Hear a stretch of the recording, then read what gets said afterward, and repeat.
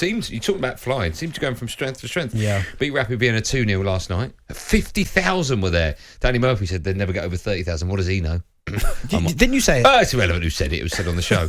But we'll talk about the fans in a moment, because they are, I think, playing such a key role in their success this season. Well, do you think the question was a lot of the time was that people tried to, maybe it's not really fair on West Ham, but say maybe because at times it can be a tough place to play, that the reason they did so well last year is because there was no supporters in the stadium. Yeah. Well, they've quickly put that to bed. Yeah, and they came out last night. There was this petrol problem we got. It was a midweek, so it was a school night. The weather was horrible. I'm not sure how that comes into it, because it's not like people go, I might get my hair. No, but you know, it's like that when it's raining, more traffic. Yeah, and it was quite expensive to go as well. 50,000. When you think that Man City got, 30,000 for a Champions League game, West Ham. So well done, West Ham fans, for going and supporting your club.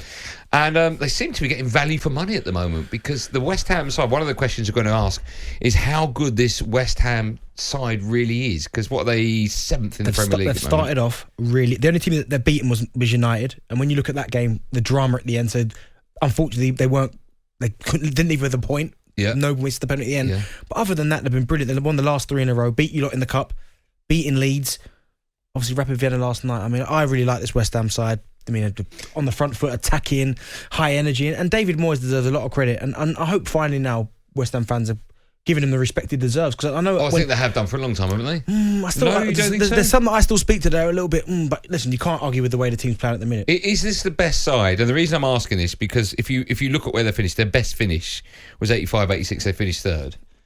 Or the gaffer's in it now. He's a big West Ham fan. I think West Ham are amazing. I know you do as well. Is this their best side, their best squad since the mid-80s, do you think? Because they've had great... So remember the side with, of course, Lampard, the one that went down with Rio, Joe Colwyn... Well, they can't come into contention because they went down. Well, that's what I was going to ask you. But it was, on paper, it was a great side, wasn't it? Of course, but it clearly wasn't a good team because they went down. But when you look at the teams that there have been, I mean, I go back to, it was Dimitri Payet, that era. I think they finished maybe around 7th. Yeah. I enjoyed watching that team. It was 7th, yeah. Yeah, I think I enjoyed watching that team. But you'd have to say, certainly in recent years, you look at this West Ham side, and there's been a few, certainly last season, there was a couple of times I expected them to fall off and go, well, they'll turn back into West Ham. But they haven't. They keep going from strength to strength. And even with the signings that they've made, I don't think they've made any bad ones. I mean, he's made Antonio better. Brought Ben Rama in. He was very, very good. Yeah. Gerard Bowen, they took him from the Championship, Hull City. He's been a revelation down there. Of course, Souček and Rice in the middle of the park. Yeah. Arguably, they're up there, certainly in the top 3 in terms of best partnerships in the Premier League. What are the expectations now for West Ham? Because there's a danger, of course, with any side when you're flying high. You can get carried away. I think Europe again. I think they've got to go all out to try and win the Europa, because I think they've got a really good chance. Yeah. Not Champions League. Let's not get too carried away and say they should be in the Champions League, because they won't. I think the 4 teams... They win the Europa League, they're in that competition. I'm talking about getting in the top 4. Okay. But I think certainly Europa, they've got to be aiming for that again, at least this season. Let me ask you this, because one of the questions asked when you're talking about West Ham and the players they've got and how they keep hold of them, Declan Rice's name, of course, keeps being tossed up in conversation, and it's not a question of when he leaves West Ham, but if. Sorry, not if, but when, right? It's just a matter of time. And the argument you could say that he's going to leave West Ham is because he needs to be playing Champions League football with football's elite players in the Champions League. If West Ham were to win the Europa League and then next season have Champions League... Stay. Of course he will. Do you think so? If they get and win the Europa League this year, and they're in the Champions League next year, he won't go anywhere. What's his reason for going anywhere? He's playing in the best competition in the world then. Well, because if West Ham, and I don't mean any disrespect by this, but if West Ham were to get into the Champions League, they wouldn't be one of the favourites for it. No, if he went to a Man City... Yeah, but no, I think for the first year, once he's got a taste of it, West Ham getting the Champions League, he does particularly well. I think people will come and get him regardless what happens, but that is his club, West Ham. He's their captain now. We know Noble's the captain, but it's Declan Rice, isn't it, in terms of he'll play more. If they somehow finish or win the Europa League, or finish 5th or 6th and end up in the Europa... they win the Europa, they're in the Champions League next season. Yeah. He's not going anywhere.